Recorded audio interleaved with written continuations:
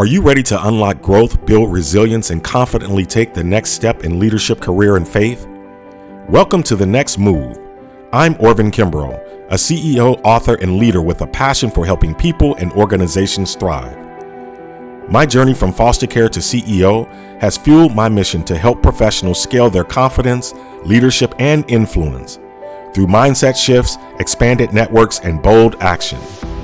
Each week, I'll share reflections ripped straight from my blog to inspire and empower you with actionable insights.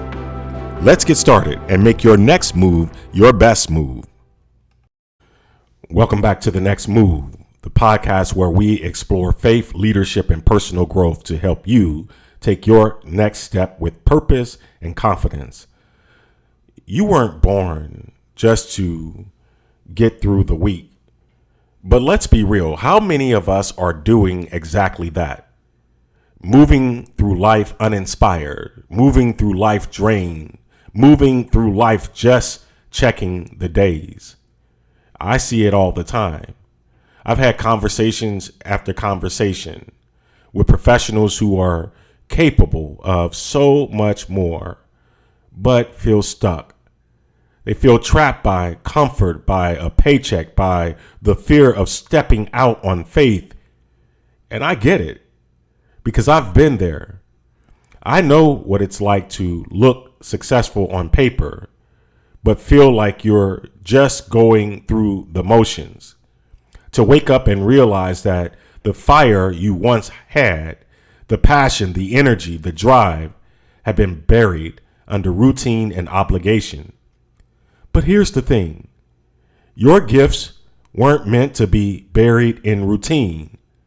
You weren't designed to just survive your work. You were meant to thrive in it. So today we're going to talk about something that is so important to me. How do you get that fire back?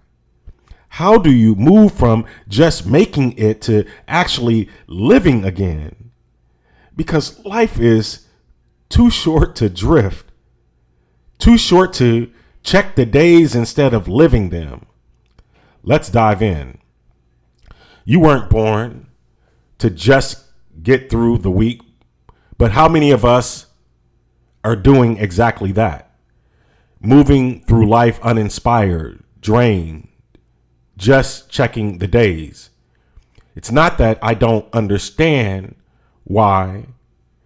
It's that I know we have more control than we think. Because at some point you had a fire in your belly, a spark, a passion for something. So when did you lose it? When did just making it become enough? And more importantly, when are you going to take it back? Over the past 2 months, I've been having conversations with professionals who feel unoptimized, people who are capable of so much more, but find themselves stuck. And one thing I've noticed, something I've talked about before, is how easy it is to stay in roles that zap our energy. Roles we should have left 5 years ago, but we don't because we feel trapped. Trapped by comfort, trapped by a steady paycheck, trapped by the fear of stepping out on faith. And in staying, we let that role suffocate our fire. I know this feeling because I've been there. I've had those moments in my career, times when I felt worn down. I think about my last executive role. I loved the work. But over time, it started to wear on me. It took a toll. It took a mental toll, an emotional toll. And because of all of that, it became exhausting. On paper, everything looked great, stable, successful, respected. But I felt like I was just going through the motions. And I'm not talking about the normal challenges that come with balancing day-to-day management with inspiring strategic leadership. No, this was different. I got to a point where I was just tired of pushing the damn rock up the hill. I wasn't inspired. At some point, I had to be honest with myself. Maybe I was better suited for something else, and maybe the organization needed leadership that aligned more with its ambitions. The turning point came when I stopped asking, what's expected of me? Because, we think like that. We want to do those things that are expected of us.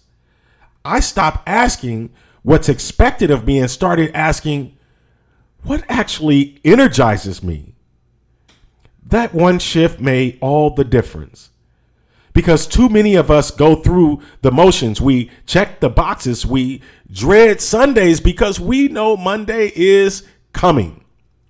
Did you catch that?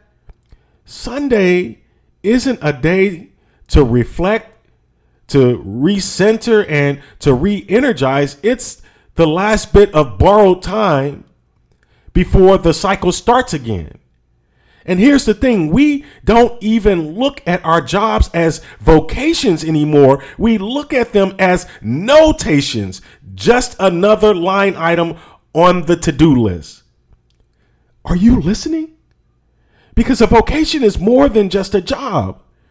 It's work that feels meaningful, work that aligns with your purpose, with your passions, and with your strengths. It's what you're called to do, not just what you get paid to do.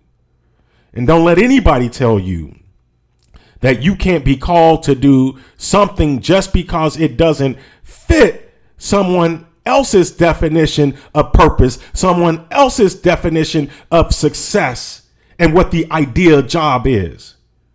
We each are gifted in different ways, and we choose how to apply those gifts, whether in a corporate office, in a nonprofit, or in an entrepreneurial venture, or somewhere else entirely.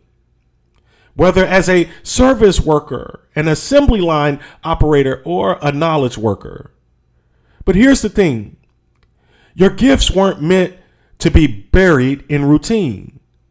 When you stop engaging with your work, when you stop seeing it as a way to contribute, as a way to growth, or as a way to create impact, you start to feel stuck.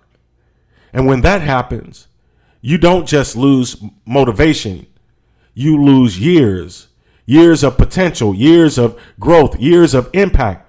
You risk waking up one day and realizing you didn't just lose your fire, you lost time you can't get back. So let me ask you, what if you made a different choice?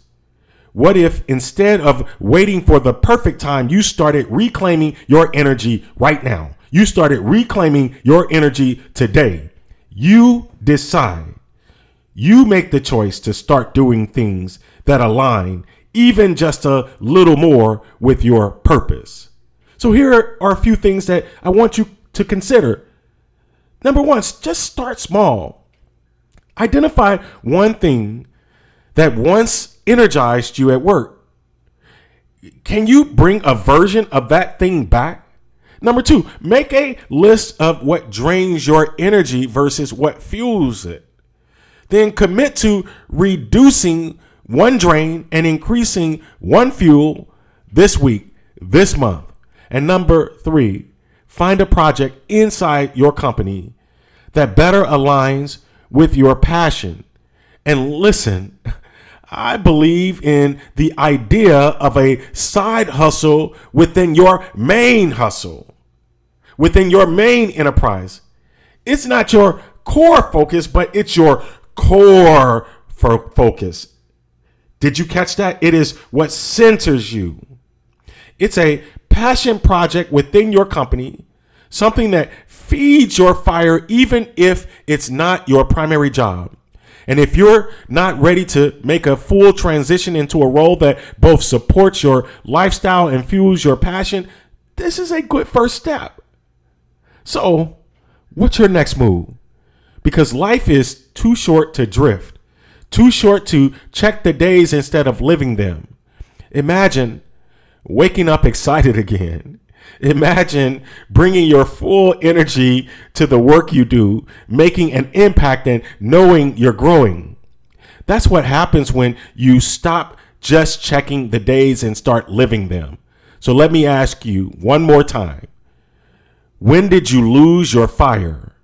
And more importantly, what are you going to do to take it back? Until next time. Thank you for tuning in to The Next Move. I hope today's reflection inspired you to take the next step in your leadership career or faith journey. If this episode resonated with you, share it with someone who might need a little encouragement this week. Don't forget to subscribe so you never miss an episode. And if you'd like more reflections or resources, visit orvinkimbrough.com or theaccidentalbanker.com. Until next time, remember, every step you take brings you closer to thriving. Let's keep moving forward together.